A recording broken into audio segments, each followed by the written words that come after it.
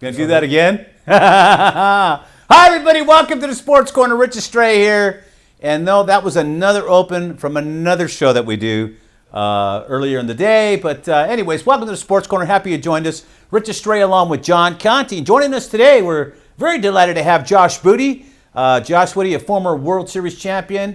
Then decided to quit after he got his ring. Went to LSU, played for, I believe he played for Nick Saban, right, John? Played for Saban, and then went on to the NFL, and had some fun there. But you know, one thing about Josh, John, is we see the Open going on. Yeah, there it is. That looks better. There we go. Hey, today's guest, Larry's having Josh Booty. Producer Larry's having a rough one. Larry, we think you're doing a great job, bud. Yeah, don't worry about it, man.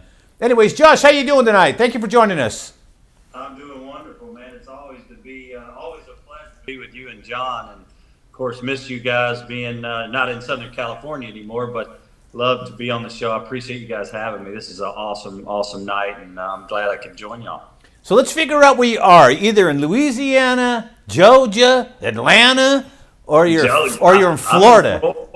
You're in Florida right now? I'm in South Florida right now. I thought it was a good place to go with COVID and the restrictions and what restrictions? But yeah, a lot of restrictions in a lot of the country. But I ended up being, I've got lots of family and friends down here as well. Played for the Marlins way back in the day and had some business partners here. So I've been here enjoying a lot of what we're trying to do business-wise. And then also, huge Marlins fan because I was able to play for the Marlins a long time ago and got some buddies on the Dolphins too. So I'm having a lot of fun being down here, and we're happy to be here for sure.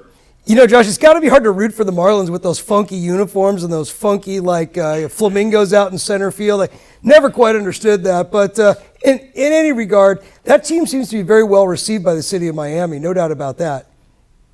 It is. The general manager is a female that they just hired from the New York Yankees, and everybody's excited about the kind of, I guess, the way that they're trending. They've got a lot of young talent, great pitching staff, good players all around. I mean, you know how hard it is to win in Major League Baseball, especially when you go up against the big market teams. And and I guess when you look at some of the champions of the past, I mean, you see teams like the LA Dodgers, which are right in your guys' backyard, go up against Tampa Bay Devil Rays, and Tampa did it the hard way. They've got great pitching, a lot of good arms. I mean, everybody wins a different way. I know Bob Gibson's a big part of this show, and he understands baseball about as good as anybody. He follows it really close. But, Tampa Bay, in a small market, it's very hard to compete against the Yankees, the Red Sox, the Dodgers, and some of the Cubs, some of the big market teams. And it's very difficult. So the Marlins are always kind of up against the 8 ball when it comes to playing against some of the big market teams, but they've won a couple championships in the last, I guess, 25 years, and they're always looking to have good seasons, and they've got a lot of really good talent, a lot of good young Latin players as well. So it's fun to watch them. Hey, one of the things that I want to point out to you, Josh, of course, Bob's not here. We gave him the night off, but Bob Gibson, he is our baseball guy. Bob was all over the San Diego Padres last year. Yep. You want to talk about a small market team? He was all over the Padres, and he's all over the Padres again this year. Again, look, no one's going to compete with the Dodgers in any sort of series, but the fact that some of these small market teams like the Padres, like the Marlins, are starting to get some talent and some recognition, I think that's really good for baseball because, like you said, it's very hard to play from so far behind in those smaller markets. It really is, and them signing Tatis was huge, and you're gonna have to do it through the draft if you're a small market team for the most part, and that's in football it's the same way, in basketball it's the same way. It's like the Raptors, or in football it's like the Cleveland Browns. It's very tough to win.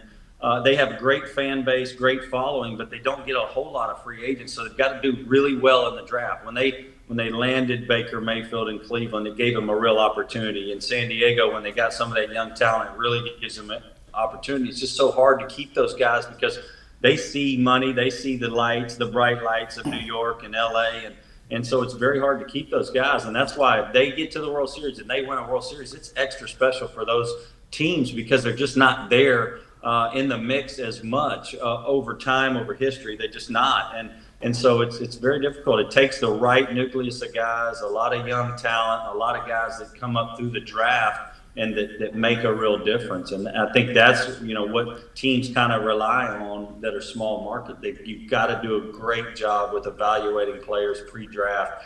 And then they've got to do it in baseball. It's so hard because you got the minor leagues, so they've got to come up through the system and develop these players that are 18, 19, 20, 21 when you draft them out of high school and college or what have you. So it is extra difficult for those guys to get there and then sustain a real run like the Yankees or Red Sox or Dodgers can do because of I guess they're playing against, up against the 8 ball with just losing free agents to big markets. Now let's talk, to switch gears a little bit, Josh, but I want to ask you, because it is on everybody's mind, is all of a sudden this year there's a lot of established quarterbacks in the NFL that all want to make a change. I keep telling John, the majority of this I think is precipitated on the money that, Mahomes got. Mahomes got what? He ended up getting at one point, it's going to be $50 million a season. Everybody sees this money. They saw the money that Stafford got. Stafford's not doing anything. Now, I don't care if he's on Detroit, if he was on the Cleveland Browns. He's not going to help the Rams. I don't think he's going to move the needle on the Rams. But is this all these changes now? Is it because these guys are frustrated, or is it because they see the big dollars that are being meted out now and they want some of that?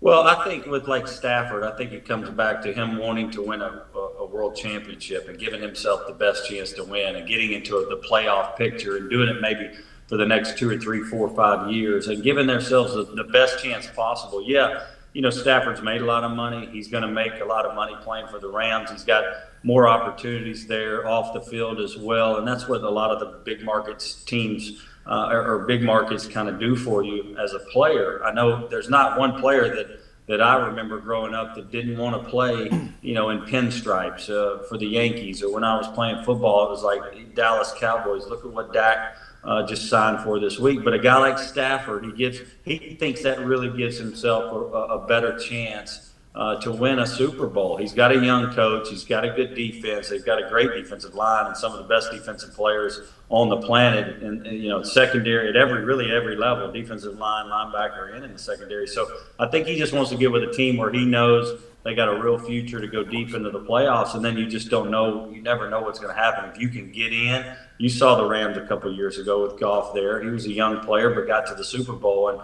And so I think he just, he really wanted a chance to play for somebody where he could really make a difference and try to get to the big game. It's all about getting to the big game once you've established yourself as a player. And that's why we go back and talk about the big market versus small market stuff. It's a lot of the big market opportunities are there for, winning the big game. And it's hard to sustain that when you're a small market team. And Detroit hasn't won a lot lately or really ever. So Detroit never wins. What are you talking about? Really never. Unluckiest So team in it's sports. very difficult for them to, that's why Calvin Johnson, Megatron, left there, because it felt like he was giving it his all, but he really didn't have the players around him. They couldn't stop anybody in Detroit. Barry Sanders left early. Yeah, he quit early. He said he quit because they weren't going to rebuild. He wasn't going to be around.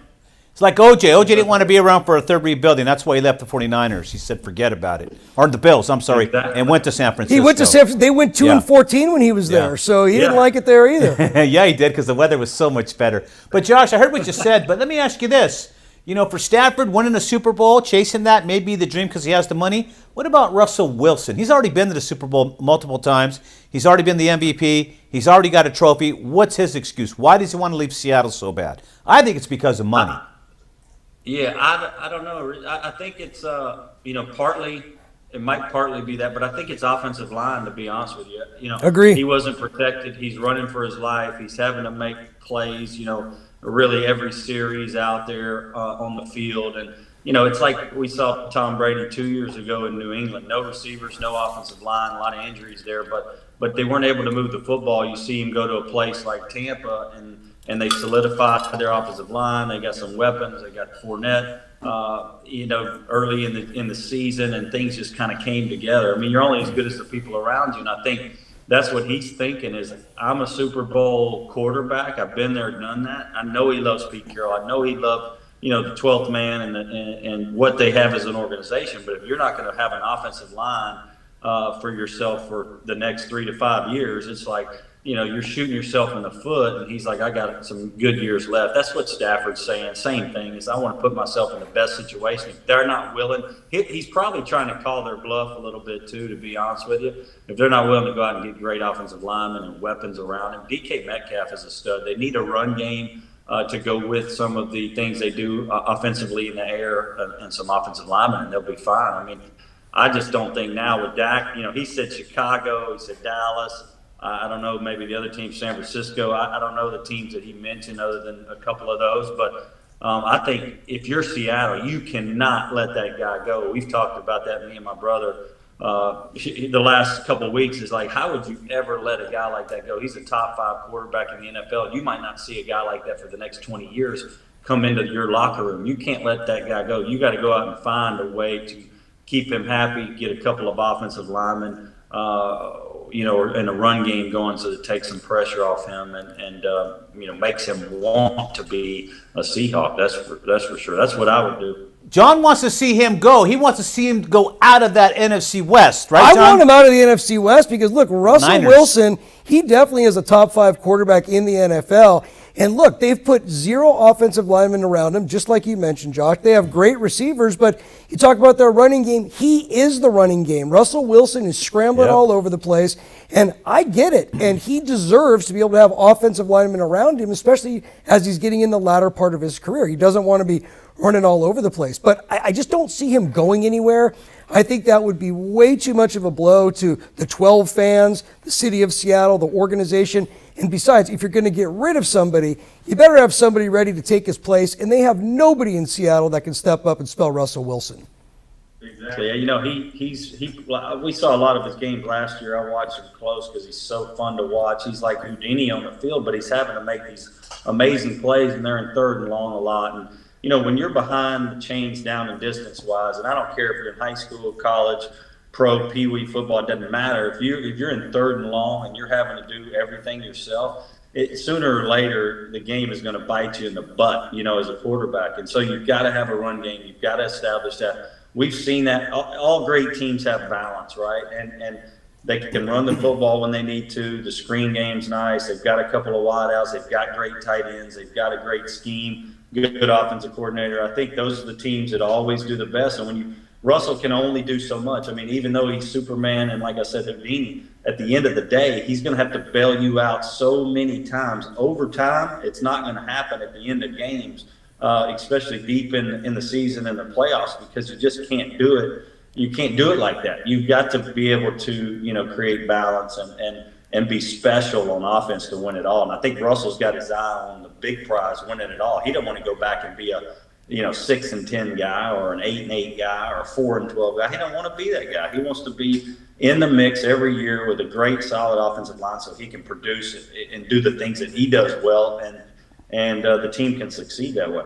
Well, let's not forget, Josh, when they were winning all those games, they had the Legion of Boom. Yep. They were playing lights-out defense. And look, that defense has just been gone for several years. And now you're starting to see when salaries have to be paid out, you can't keep everybody. And look, there's so many teams that are salary cap strapped. You were speaking about the Rams a moment ago. And look, in theory, Matt Stafford landing there should be an automatic upgrade. Great quarterback, goes to a team with a great defense. But the Los Angeles Rams are $30 million over the salary cap as of today. So all those pieces are not going to be around Matthew Stafford. We just haven't seen the fallout of that salary cap yet. Salary cap's fake. That's a big part. Go ahead, Josh. Rich, go ahead. It's a big deal. I'll tell you. I think the salary cap is fake. The only body that gets a raise when there's a salary cap is the owners. When the owners tell you they can't afford it anymore because of the salary cap, it's just a BS excuse. The owners want to make more money, so they create this cap. It's fake. The market will tell you when enough is enough. That's what I always believed. So the market will tell you. It's like Shaq said. He goes, we're rich, but the owners are wealthy. That's right. That's the truth. I mean, the owners are wealthy. We're rich, but the owners are wealthy, and that's the truth. I mean, if they're paying Mike Trout that, I mean, what is the owner making? And I love the ownership for the Angels, but think about what they're able to do. If we're seeing salaries like what Mahomes is getting, what Trout's getting. I mean, these salaries are way up there, right? And so some of these big market teams can handle it, but the salary cap, I saw it went up a little bit for next year, which is huge for the sport of football and the NFL. But it's still like a team like the Rams. You've got to be able to really take a close look at that, because you're going to lose some of those pieces, and you're going to have to rely on some of the younger guys and develop some of the younger guys. So I mean, that's what makes pro sports so amazing, man. Year in, year out, there's always something different. Your team is always different. Not 2 years are the same. Your schedule's different. They schedule harder teams for better teams, and so it's a harder road to come back and defend the championship. And that's why it's hard to do. When you see teams make runs for decades, like the Patriots did, then you got to tip your cap and go, "What a heck of a job that entire franchise did." For a decade or more, really 15, 20 years, to put themselves in a position to win week in, week out, and throw a great product on the field. It's just so tough. Well, let's talk about that for a second, because you're talking about the New England Patriots. I mean, I think Tom Brady has gone to the Super Bowl every other year in his career, if you average it out. I mean, he's been there 10 times. Jerry Buss's Lakers, same thing. Look, Tom Brady has never had fantastic receivers around him. Tom Brady has also never made the most money. Tom Brady has taken less money to be able to put pieces around him. That's why that team has been so great.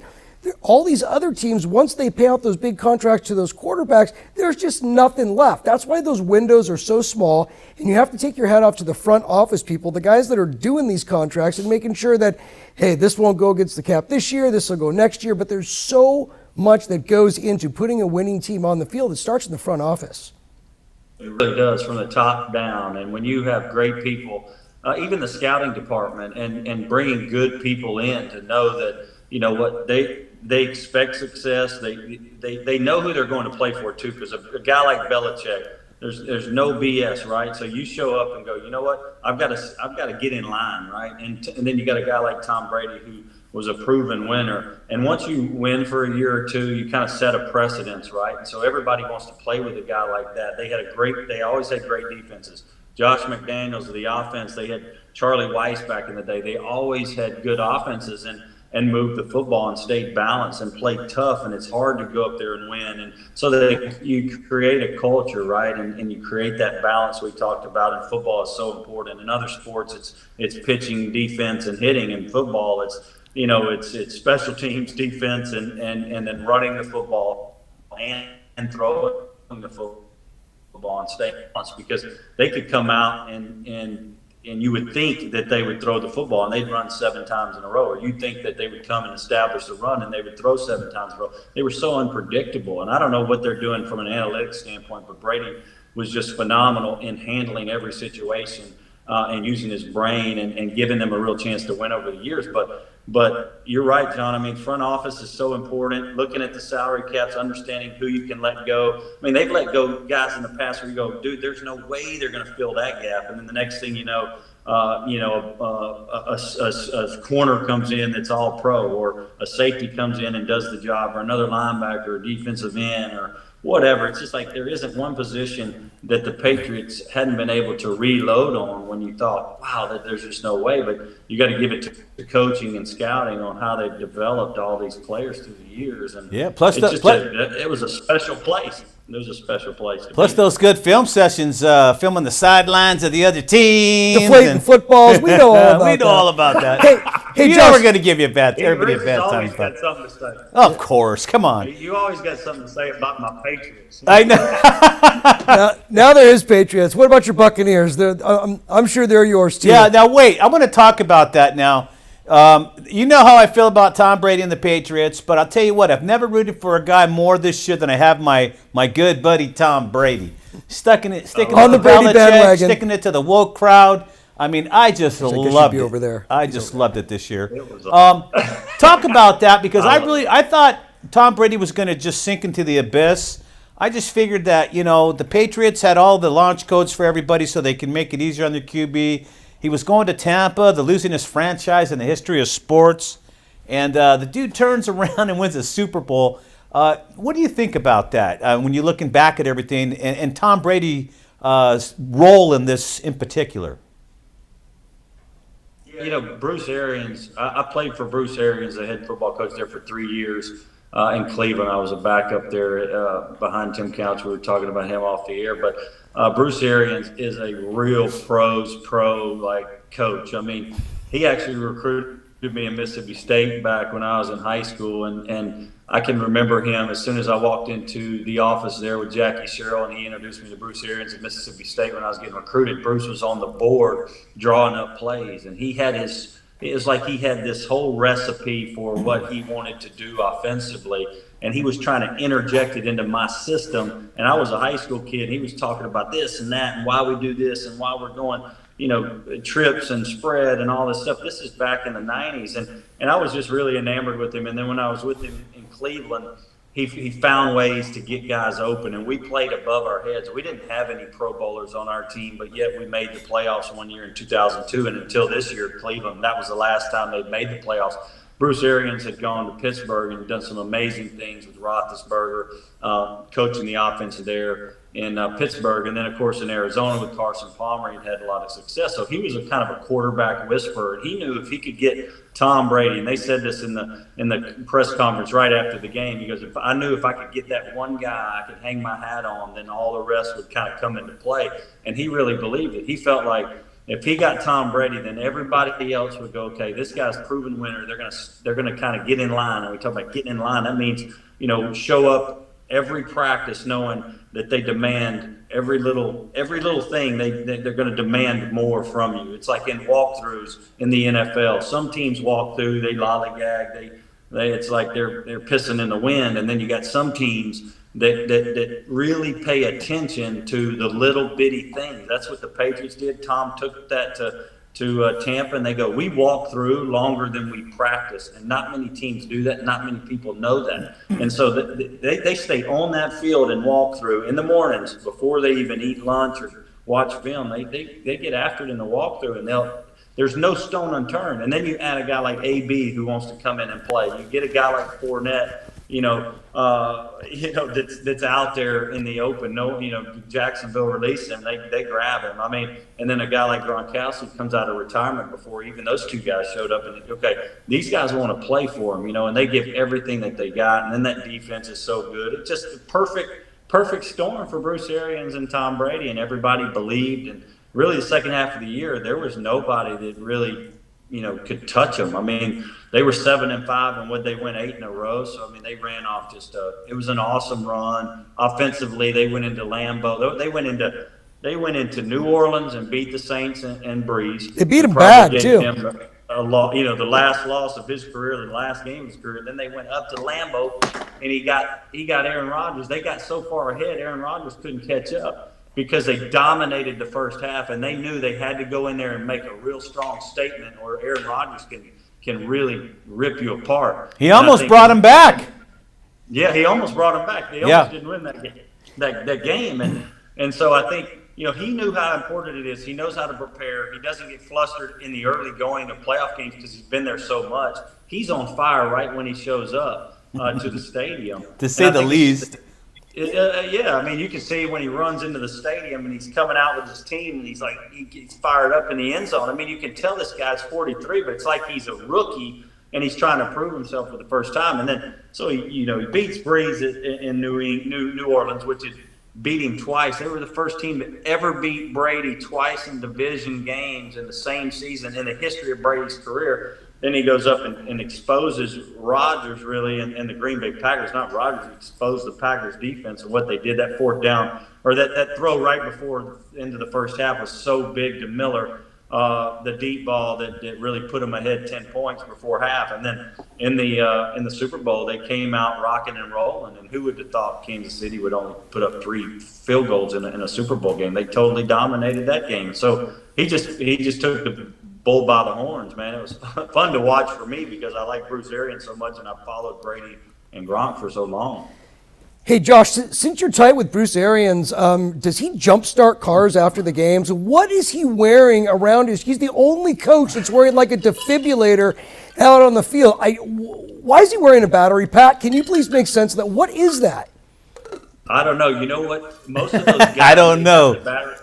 They put the battery pack for the cable, for all the cords and the technology in the back of their pocket or on their back, and I think he doesn't want to have to step on all that stuff, to be honest with you, because he roams the sideline. So I think he wears all this technology in the front of his chest because he does not want to like get in his way. It bothers him, you know. So I think that's probably why it looks like he's RoboCop in terms of what he's wearing up front here, because I think he just doesn't want to have all those cords and all that stuff hanging from his legs. You know, you watch coaches. There it is. That's exactly what it is. That's awesome, dude. I love it. He's just a fiery competitor, man. All he cares about is winning. He's kind of like the old Al Davis kind of guy. He's a football guy. He's like a John Gruden in terms of just spunk. And he will get on your butt if you're not performing. You saw him in press conferences a few games early. Brady let us down, a couple bad reads, threw picks. He shouldn't have thrown that ball. Lost his audio. Anyways, he'll tell it like it is, and I think Brady appreciated that, and the team appreciated it because he treated Brady like everybody else, and he knows Brady's the key to the kingdom. But at the same time, you got to play football and show up every Sunday, and you know he's just still an old ball coach. He coached for Bear Bryant and played for Bear Bryant, so not a lot of people know that about him, that he's a Bear Bryant disciple, and I think that's maybe. He brings some of that to the table, and you know, the NFL doesn't have a whole lot of that left. You know, any of that Bear Bryant stuff influence, there's not a whole lot hanging around the NFL anymore, but BA is one of them. Well, Bruce, you know, Bear Bryant turned 130 this week if he would still be alive. So, and Bruce Arians is the oldest coach in the NFL to win a Super Bowl, which is quite a compliment to him. Yep. You know. Hey, Josh, since we're talking about the NFL, we're talking about quarterbacks. We've already talked about Brady.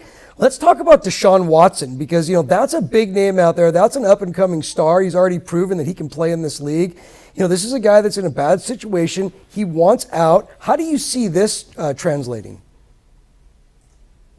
Man, if I'm, you know, Canada, I'm a Louisiana boy. If I'm Sean Payton, I go get him. I go get him in New Orleans. I mean, that's just something that I think I would try to do. You know, with J.J. Watt leaving Houston, I mean, there's just not a whole lot there. They lost their DeAndre Hopkins last year in the offseason, and Bill O'Brien, I thought one of his worst mistakes ever. That guy's a real difference maker. I mean, when you have DeAndre Hopkins, J.J. Watt, and Watson on the same team, you got three perennial Pro Bowlers. It's hard to beat a team like that consistently. I mean, you give yourself a real chance to win. I don't know, man. I'm thinking the same thing. He's kind of like Russell Wilson. He's at the point where, you know, you see these guys go out the door, you're like, you know, I think I could take my talent somewhere else where I could be more effective and play with, you know, with a team and an ownership group that really wants to bring in superstars and keep them. And that's just not what Houston's done the last few years. And you would think, because Houston is a big market, that they would keep some of those guys. But I think Deshaun Watson would do really good in Sean Payton's offense. I kind of would love to see that, but I don't know if it'd ever happen. How about between he and Russell Westbrook? Russell Wilson. Yeah, I know. Well, there's more upside to Deshaun Watson because he's only 24 years old. Yeah, so. But Russell Wilson's he's proven. He's proven. I like both those guys. I think they both are excellent players. I think Russell Wilson has done more in his career. There's no doubt, because he's played in more playoff games. He's probably a little bit more refined. You know, he has better escapability in mind. He can run better, I think. But I think Deshaun Watson is a super duper talent in the league. I'd say he's a top 8 guy. I think Russell's a top 4 guy. And that's another guy that's never had an offensive line around him. He just gets pummeled year after year after year. So that's a guy, you know, either guy, Russell Wilson or Deshaun Watson, you send those guys anywhere and they're going to turn a franchise around. No doubt about it. They're that good. I agree. I think that's the most important position in all of sports is a quarterback. When you get a top 10 guy, you have got to put pieces around him and give yourself a chance to win. I mean, if I'm an owner or GM or the head of scouting or the head coach, and you got to go get pieces around him. You don't let DeAndre Hopkins out the door. He's a top 3 receiver in the league. J.J. Watt is always one of the top defenders in the league. You see those guys disgruntled. It's like something ain't right. But Bill O'Brien, O'Brien had a bad run there, man, and it really hurt that franchise. I don't know what they're going to do to recoup, but they're gonna have to do it because they're fixing to lose. They've lost a lot, and if they lose Watson, they're going to really lose a lot because that guy's got a huge, bright future, and he could go anywhere and perform at a very high level, especially if you've got guys around him. He could take a team to the Super Bowl. One more question before we change gears and talk about what's going on with you lately. Mahomes, I kept telling these guys, and it's not that John and Bob and everybody else was going overboard on Mahomes, but I kept telling them, you know what? The media does this to everybody. Vince Young was going to be the next coming of Joe Namath. Vince Young didn't come clear to Namath. They talked, and now you have, let's just get on to Mahomes now because we've already had, who was the other guy was with the Panthers, John? Cam Newton? Newton in that Super Bowl when he wouldn't go for that fumble, man. I think 99% of the quarterbacks that really want it would have jumped on that ball. They don't care what the price would have been. They would have taken a concussion to get that fumble. What does that have to do with Mahomes? What I'm trying to talk about is the media talked up Newton prior to that. Is this guy's going to win 50 Super Bowls, all right? So now Mahomes is the latest and the greatest addition of this group. And I kept telling these guys, I don't see it. I mean, I know he's got a great offense around him. Kansas City's really quick, but I don't think he's going to be the greatest of all time. Now that he's finally slipped off the perch a little bit, he looked pretty mortal, like the rest of the league does when they don't have protection up front. He just seems to me just above an ordinary quarterback. And when I say ordinary, I'm talking about of the elite 10. He's in the pack with them. Is he better than Aaron Rodgers? Is he better than Tom Brady? I don't think he's there yet. Well, Brady put a big gap between being the greatest of all time. When he won this one, you're talking about going from 6 Super Bowl wins to 2 with Mahomes if he would have won that to 7-1. And Mahomes has got 1, Brady's got 7. So he's leap years now ahead of Mahomes. He'd have to win, 7 more in the next, 15 years if he was lucky enough to play that long. And that would be one of the greatest feats of all time and one of the greatest runs of all time, Brady-esque runs. And, it's hard in Kansas City to do that because they eat, sleep, and breathe football. But, the 2 left tackles being out was big in that loss. But there was nobody that was going to beat that Tampa Bay team because they were so well prepared. That defense was better than Kansas City's defense, and that offense was clicking on all cylinders. I think Mahomes is a special talent. He's really the first guy that I've seen that is able to be fearless in the pocket, launch balls downfield with hardly any effort, and move around, throw at different angles like he's a shortstop. I mean, we've seen guys do amazing things, but some of those plays he made in the Super Bowl, even with some of the incompletions when he was getting rushed and he was running around, were just like unbelievable. So I don't think by any means that he is not one of the greatest that we've ever seen. I mean, he's Elway, and he has that Elway kind of flair to him and Favre flair to him. And Elway and Favre, 2 of the best talents we've ever seen, but not, they're not on Montana and Brady's level when it comes to winning. People leave out Terry Bradshaw too. He had, he won 4 Super Bowls. 4-0, baby. Yes, he did. Undefeated. Yeah, baby. I mean, 4-0. And Montana never turned it over in the Super Bowl. When you talk about ultimate winners, I mean, you look at some of the positions he throws from. I mean, that is shortstop-esque, double play ball, backhand, coming up, throwing it to second base. I mean, he is a glorified shortstop. Cal Ripken, Ozzie Smith, Omar Vizquel playing football. And if you go and see some of his stuff on YouTube, some of his workouts, I mean, he's throwing from all different angles. He really knows how to use his core and his hips, and the ball flies out of his hand. So he's able to control the football just like a shortstop would be. Ozzie Smith would be to throw to first base across the diamond, exactly where he wants. Well, John, in a way, what I'm trying to convey is we've seen this before, John. Russell Wilson came in as a youngster, kicked ass, got in a couple of Super Bowls, and now he hasn't been back, all right? He's still elite quarterback, but he hasn't been back. Cam Newton's another one that got there early in his career, hasn't been back. I mean, I can go down the list of these quarterbacks, John, that come into the league, they succeed young, and then they just disappear. Look at Danny Marino, another one. Again, you have to look at the salary cap situation that surrounds these quarterbacks. We've been talking about this all show. You got a guy that comes in right away. Russell Wilson was a great quarterback right out of the gate. They had money. They had the Legion of Boom.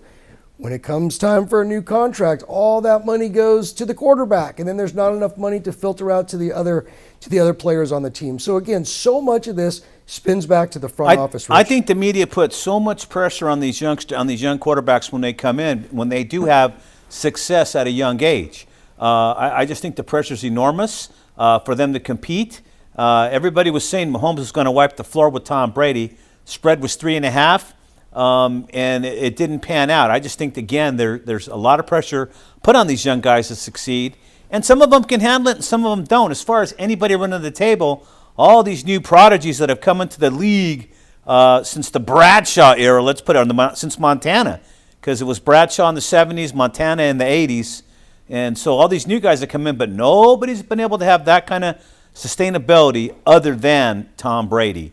And, you know, there's a number of reasons why Tom Brady was so successful. But after this big victory going to Tampa, John, that just showed me that Tom Brady's the real deal. He's a real leader, man. This guy is crazy about winning. He's so damn competitive. There's Josh. Look, and Josh said it perfectly before he took off on us there for a few minutes. There he is. Look, Sorry.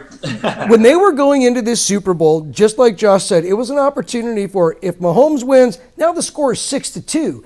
That's a gap that you might be able to reach if all the stars align properly. He ain't going to reach that. But when now the gap is 7-1, and that's like light years apart. Insurmountable. Look, this goes back to what I just said a moment ago. It's about the front office. We know Mahomes is good. Now, what does the front office do to keep these pieces around him? How do they prolong Mahomes with good players around him? It's up to the front office and what they do with that salary cap. Josh, what we're saying when you had to take a break there is, you know, we've seen the pressure. The pressure, I think, on Mahomes was great, you know, simply because he was supposed to win the game. He was supposed to win the game. And then you're facing Tom Brady, one of the wiliest quarterbacks, one of the smartest guys in pro football today, can pretty much be a GM and a coach and a player all at the same time. It just seemed to me like, you know, Brady did put up more than 30 points in the ball game. Mahomes only put up 9. I hear all about the line. I don't want to hear about that. Great quarterbacks improvise. Look at Joe Namath. When Joe Namath set the NFL on fire when they defeated the Colts, they didn't have Don Maynard. Don Maynard was his number one guy. Don Maynard was the reason Joe Namath was so successful as a quarterback. He was one of the best receivers in the league. Going into that Super Bowl against the Colts, where they were underdog by 17 points, didn't matter to Joe. They improvised. They changed. They ran the ball instead of throwing it. Caught Baltimore off guard. They couldn't overcome it. The game was over. So I just think there was too much pressure on Mahomes. Like I was saying, Josh, Bradshaw handled it very well in the 70s. Montana handled it in the 80s. We've had a plethora of young quarterbacks come into the league since then. And I'm just tired of hearing about this guy's the next Joe Namath. This guy's the next Terry Bradshaw, you know, because they're not out there. Like I said, Newton, you can keep going. You know, we're talking about Mahomes now. There's a few others out there that we've talked about that they were supposed to be the next big thing, and the media's all over them, and what happens? Nothing. You can even go back as far as Dan Marino, going to his rookie year or sophomore year, getting to the Super Bowl, and never got a sniff again. It's so hard to win in the NFL. We've seen guys come out of college football like Matt Leinart, like Joe Burrow, like Tim Tebow, like Cam Newton, like. I mean, you could go down the whole thing. Kids emerge when they get to the NFL. There's only one player that's ever won a Heisman Trophy and in the NFL Hall of Fame that's played at the quarterback position. One guy, and that's Roger Staubach. And so if you really look at the history of college football and you take it to the NFL, it's a completely different game, first of all. College game's a completely different game. There's a lot of teams that have a whole lot more talent than most teams out there. When you look at Alabama and Florida and Ohio State and USC over the years and LSU recently and Georgia and Clemson, Notre Dame through the years, I mean, those are the teams that stack and stockpile. Spurrier always had better players on his team than the teams they were playing. Saban's always got better players on his team than who are playing. So you're dealing with, when you have to go play Alabama, at the end of the day, you're like, man, we got work, but they've got 7 first-rounders on the team. Mac Jones, a great quarterback. They're pros. Najee Harris, he's driving a Ferrari, It's an NFL roster. An NFL roster. No It's funny. So when you go to the NFL, it starts all over, and it's even Steven. It's fair game, right? Yep. And so it's a whole different ball game, and that's why Roger Staubach, he can say he's the greatest quarterback of all time because he won a Heisman and he has a gold jacket. No one else can say that. Rich thinks he can, though. Yeah. There's only one receiver that's ever done it too, and who is it, Rich? Tim Brown. Yep, Tim Brown. Matter of fact, I'm supposed to race Tim Brown and Ron Brown, the 2 Browns. Yeah, but Ron said he'd give me a 30-yard head start in the 40, so I think I could beat him. Yeah, I was with Ron Brown a couple weeks ago. He was definitely making fun of you, Rich. He's making fun of me because we had that bet. We're supposed to go in the parking lot. What's that restaurant, John? I don't know. Well, whatever. We had it down. Hey, we want to change talk about gears. some personal stuff. Yeah, let's get down here. First of all, real quick, Josh Booty, one of the most interesting guys in sports. First of all, he was a high school stud. When he graduated from high school from Evangel Christian, Louisiana, Shreveport, he was the all-time leading passer in high school sports forever. And I mean, nobody had thrown for as many yards as Josh Booty, so he leaves there. I don't know how the hell he got on the Marlins and won a World Series, but he was a third baseman with the Marlins, and the guy wins a World Series. Just incredible. And then he leaves there, says, I'm done with baseball. I've already hit the pinnacle. I'm out. I want to play football. Goes to Louisiana. You played for Nick Saban, right? Yes, sir. He played for friggin' Saban, that rat bastard. So he plays for Saban, who's now just a god in college football, and then ends up in the NFL and gets to just have a good look at your dream. I mean, it was your dream, man. You really hit it when Bo Jackson was hitting it, and Deion Sanders, whatever. They were trying to do the 2-sport thing. You were doing it as well. They were just copying Josh. And they were just copying Booty. Yeah. Man, I saw a picture that actually, when I was in high school, I was featured in Sports Illustrated, and someone sent me this picture this week. But I had posters of Deion and Bo behind me. Oh my God, are you serious? And so these guys were my childhood heroes, And this was when I was in high school, when I broke the record. And they're both their poses. I'll have to send y'all this because I've got pictures of McGuire and Will Clark and Canseco. Those were all my heroes. Don Mattingly. Wow. Donnie Baseball. But I always wanted to be a 2-sport guy. My dad was a football coach, but I always loved baseball growing up. So ended up being able to do both. I kind of wish I'd only done one. But at the end of the day, man. We're sorry, Josh. They've done 2. Anyways, I enjoyed it. But it's crazy, man. I'm a football guy. That's really what I like. I can watch football all day, every day. Baseball, not so much till the playoffs. But right. I love all sports. I'm a gym rat. Well, I would like to, Josh. There's so many facets to your career. I mean, we can go all day on it, but let's talk about your entrepreneurial stuff now. You and I believe it's Johnny Damon. John, have I got this right? Every time I see Josh on his app, he's with somebody else doing a challenge. He's been with everybody, but we want to know about Bula. This seems to be like something that's going to sweep the nation. We know it's launching April 14th. There it is. Bula. We want to hear all about this, man. The social challenge app. And not to mention, but I think Rich and I should probably challenge each other to something before the show is over. Well, I don't know about before the show's over. I got to get something good if I'm doing this.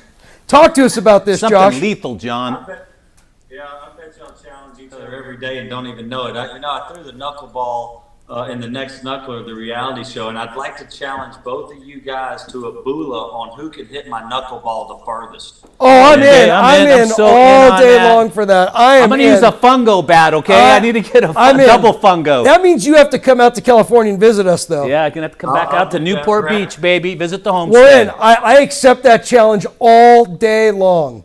He sucks. I'm going to smack the hell out of that ball. I accept that challenge. Rich, you accept that challenge? Yeah, I'm going to strike out like a big dog, but I'm still going to kill that ball. I'm in. I accept it, Josh. What do we have to do? A knuckleball is a bitch, and you know that, John.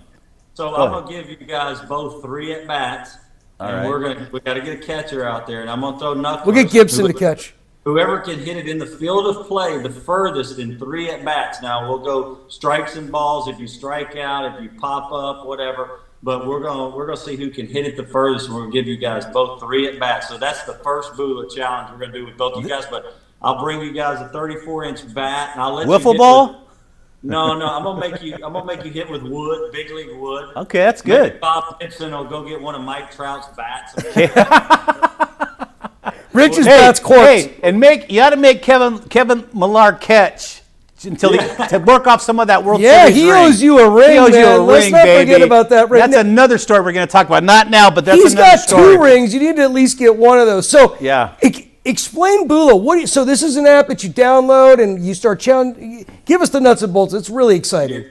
Well, thanks for asking. I appreciate it. We're pretty excited about it. Launch in April. So we wanted to do a social media app where we can memorialize a challenge, a dare, or a wager in about 15 seconds. So whether you're betting on Tom Brady to win the Super Bowl before the game, or you're challenging your daughter to score soccer goals, or it could be a board game, it could be losing weight, it could be a run challenge, it could be a karaoke challenge, it could be anything you could imagine. You can memorialize a challenge on this app, and then you can talk trash. Everybody can see it. So it's a call to action social media app, which has never been done before. And so we're pretty excited about it. There's a corporate and charity functionality that'll be incorporated into it. There's going to be a wallet. It's on the blockchain with crypto and tokenization. So from a fintech standpoint, it's awesome, but it's a social media app. We want everybody to get on there, invite their friends, and then start challenging people for, golf rounds, or maybe you're playing darts or pool or ping pong. It doesn't even matter. It could be a chili cook-off. Yeah. But we think it's going to get pretty fun when you see what people will challenge people for, and then try to create content around that. Like the Dude Perfect guys or the Jackass guys, they're always trying to do something fun. But when you start challenge somebody to do it, then it gets really fun. Then everybody can see it. So say I wanted to challenge say I don't have a daughter, but if I had a daughter to score, every time she scored a goal in soccer, I'd give her $20. Well, I could bring in all my friends. Well, now maybe her uncle and aunt might go, well, you know what? I'm going to challenge her another $10. So it's a way for them to actually benefit from it. And then they can show their goals, their soccer goals, or whatever they're doing. It could be a putt on 18 where you win all the money with your boys. You're smoking a cigar coming off the course as a champ. There you go. Could be just a fun, interactive app. We want to make life exciting. Everybody's starting to, everybody's competitive out there. Everybody that watches this show is a sports nut. They're competitive. So whatever it is, we want people to get on there, get fired up about challenging somebody at something.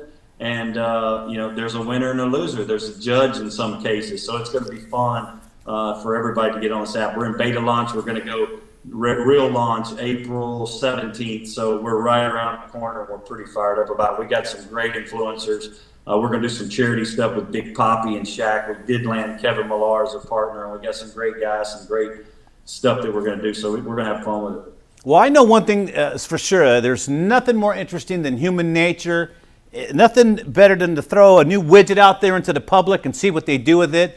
And so there you go. When it comes to social media, they're going to max it out. Bula, the social challenge app. And John, I'm going to take you up on that app, dude. Here it is, bud. I'm going to throw some curveballs, my brother, and some knuckleballs. So Josh. Some spitters, baby. Josh, and unless you're going to send a pitching machine, you actually need to come out here. So we need to know when you're going to be here so we can go out to the park. Maybe we'll get Angel Stadium for the event. Whatever we need to do, come on out. Let's do this challenge because I'm ready. First of all, I'm ready to get a hit off of you, and I'm ready to beat Rich. So it's going to be a great day for me. I'm sure Mike Trout could get us Anaheim Stadium. We'll figure it out. Let's do it, guys. I mean, even if we got to find a high school park or at Cal State Fullerton. I mean, We're listen, good, man. Josh. We got it covered. BS. I'm swinging for the fences. I want to knock out a few lights of the scoreboard in one of these stadiums. I don't care if it's I'll jack it. I'll be Willie Stargell. You know how far he hit it at a Dodger Stadium. That's a name from the past. Yeah. Me and Wilbur, man. Well, we're badass. Rich is a dinosaur, so that stuff's going to happen. All right, one more time, Josh. We want to go to Bula. We download the app, iPhone, Android. Download the Social Bula app. challenge app. Bitchin'. Enter email address, get signed up, and you can literally start challenging people tonight. This would be something like you can do. This is like the ice bucket challenge, one of those other things where you can just challenge people. This is it, man. You make the bet and you go for it, man. So you can do it. And whoever doesn't do it drives Uber for a month and has to hand over that check, baby. You know, this Booty guy is pretty smart, man. He might be onto something here with this Bula. I like it, man. And you're involved with Johnny Damon on this project too? I need y'all on my board is what I need. Okay. That's what you do, yeah. No kidding. This guy's nuts. Whatever we can do to help support you, hey, go to Bula, download the app. Have a look. Anything we can do for Josh. Josh, you're such a great guy, man, that we cannot wait to have you in studio with us. Have you back in LA for a little bit. But hey, before we run, you got a couple stud baseball player kids, don't you? Yeah, I do. Let's hear about them, man. Let's brag about them for a minute. We got 5 minutes. Take it away, We got 5 baby. minutes. We got 5 minutes. Oh, he says 10. We got 10 we got minutes. 10. You can talk That's why about we each one came for up a 5 couple minutes. minutes late, so we got a couple more that's minutes. good. That's right. Go ahead, Josh. Sorry about that. John's I rude. appreciate you guys asking this, especially. I mean, I have twin boys. They're 15. They're freshmen at Evangel Christian. They're both 15? Same place you went. Twin boys. Yep, they're both 15. That was a joke, Josh. We're just... Yeah, I know. And they play football, quarterback and receiver. They both started varsity, and now they're playing right field and third base on the varsity team. And, man, they're doing good. One of them is leading the team in hitting as a freshman on the varsity team. He had 3 hits tonight. He's dynamite. And then the other one can play defense and pitch. So it's just fun to watch them, man. It's a lot of fun. But they are killing the sports in Louisiana, and I'm there often. So I go back and forth.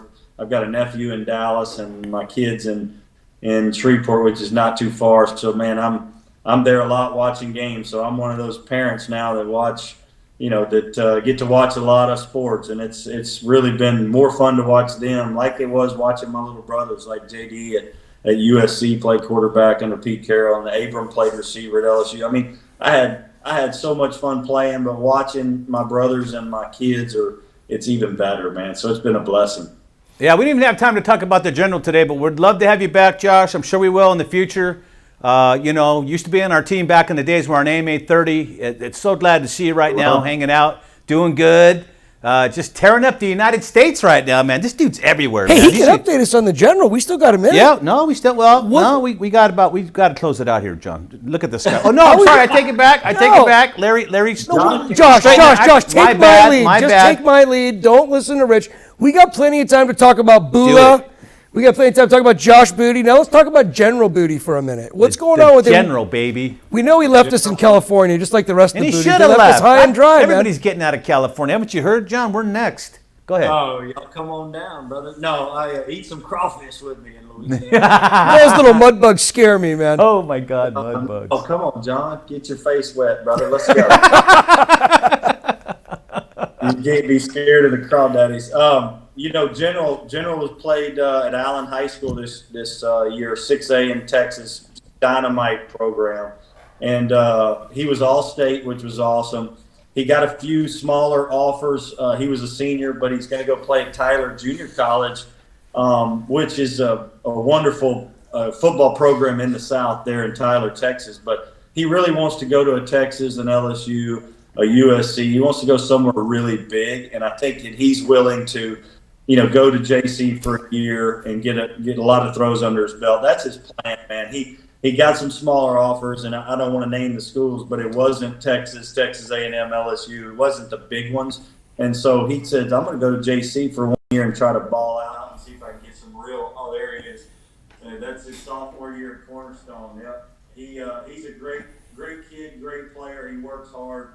He played his freshman year at Corona Del Mar there in Orange County, so he was a California kid. And then they moved to Texas, and he ended up playing at Allen, where Kyler Murray played his high school career. So, best stadium in all of high school sports. They seat 26,000 people, that's $6 million stadium. It's incredible. I couldn't believe they built that stadium for high school, Josh. That's incredible. I seen that stadium go up. And then saw it when it was finally built, and then they couldn't occupy it because there was something wrong with the structure. So they had to go in there and break some stuff up and throw some more rebar in. But that is a nice, beautiful stadium. It's better than most college stadiums I've seen that aren't colossal like the Coliseum or where LSU plays. and so forth and so on. You know, It reminded me a lot of like SMU. changing the When names. You pull in there, you think you're at an SMU game. You know, Yeah. when the band has 600 people in the band and they just rock, and it's like, wow, this is incredible. You feel like you're at a big time college Yeah. football game. His experience was pretty amazing, but he's going places. I just can't wait to see where he's going to go. And he's probably better off doing that route. I mean, I saw him when he was a sophomore year when he came in to play Paraclete up at College of the Canyons. That night it was a midweek game, it was like a Thursday night game. But you know, he as a sophomore he looked every bit the part. Had a good arm, can throw deep. But don't get caught up in people coming after you. A lot of these kids go the JC route, and then the scholarships are just waiting for you after. I know Frank was over at Cerritos one year. I mean, he had 28 of his seniors go to Division I. You know, he just gets them in. So a lot of times it's better to go those 2 years, tear it up, and then the offers just come pouring in. A lot of these schools want somebody that's already got some big-time experience rather You're than right. just take You out of high one school. thing to mention too is, and kids watch the show, I know, and parents do too. And the Super Bowl, there were 6 5-star athlete recruits that were in the Super Bowl game. You would think there would be 40, right? Right. There were 6 in that entire 2 rosters of the Super Bowl teams with the Chiefs and Tampa and all those loaded.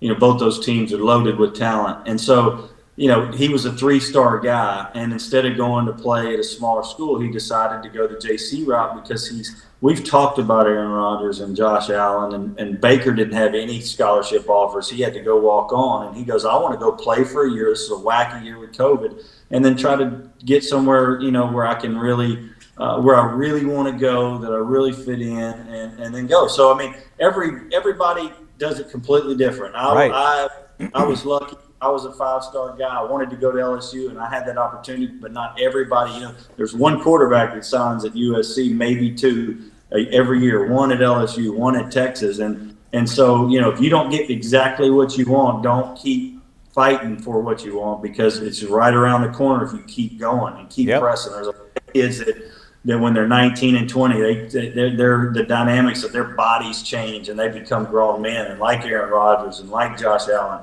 you know, the truth be told, at the end is all that matters, and those guys dominating pro football right now. So whether you're a 3-star, 2-star, 1-star, no star, 5-star, you still got to get to the next level and perform. You got to keep performing. There's a ton of Super Bowl MVPs out there that all went to JC. Herb Welch was one of them for the New York Giants. Antonio Pierce, you know, another Giant. That linebacker was all pro. He went to Mount San Antonio. I mean. Saddleback College had a whole slew of NFL. I think Chris Long went through Saddleback College. A lot of guys. Ton of NFL guys went through Saddleback. So he's making the right choice, especially in an odd COVID year.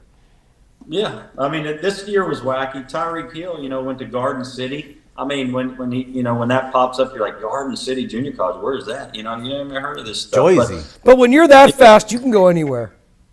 Yeah, you can go anywhere and make it, man. It's just you've got to be able to perform when you get there. If you look at the 2 greatest winners in my book in football history, Brady was a 6th-rounder, Joe Montana was a 3rd-rounder. I mean, you don't have to be a 1st-rounder either when you're coming into the draft. And so, you know, it helps, but it's not end-all, be-all. So, you know, whether you're getting recruited heavy or you're not getting recruited, all you need is one team to fall in love with you. And then you go and be the best you can be and learn and play hard and be aggressive and play smart and do and really, you know, sink your teeth into the system because you've got to be able to learn and evolve as a player because, you know, everybody's wanting to take your job and everybody's going for the same thing and there's only a few spots out there. It's just like the real world. Like you said, there's only one Roger Staubach, one guy that was a blue chipper, Heisman Trophy winner, and has the yellow jacket, like Tom Flores is going to be wearing come this August. Hey, Josh, that's all the time we have. John, that's it, man. Larry's going to strangle us right now. Hey, listen, Bula, download the app. B-U-L-A. The Bula app. Do it. Thank Rich you. and I challenge each other to hitting, I don't know, knuckleballs from booty. Hey, Josh, we love having you on, man. We always do. You and your family are great people. Don't forget to give Jack some love for helping you out here with this app, right? He's the man. I appreciate it, guys. We love y'all, and I can't wait to see y'all in person. And y'all get ready for the knuckleballer because it's mean. Keep your arm warm, buddy. I'm ready. I'm ready. I'm ready. Don't be mad when I go yard, brother. Just don't be upset about it. All right? Download that Bula app. We got to get out of here, Rich. Yeah, we do. Download the Bula app. Do That's it now. All right. On behalf of John Conti, Josh Booty. Oh, was he in Florida? He's somewhere, He's man. in Florida, man. Yep, right on. All right. On behalf of those guys, I'm Rich Estrella saying so long, beautiful friends here at the Sports Corner. We'll see you next Thursday. Good night, everybody. Good night. Get out. Split. We're off to you.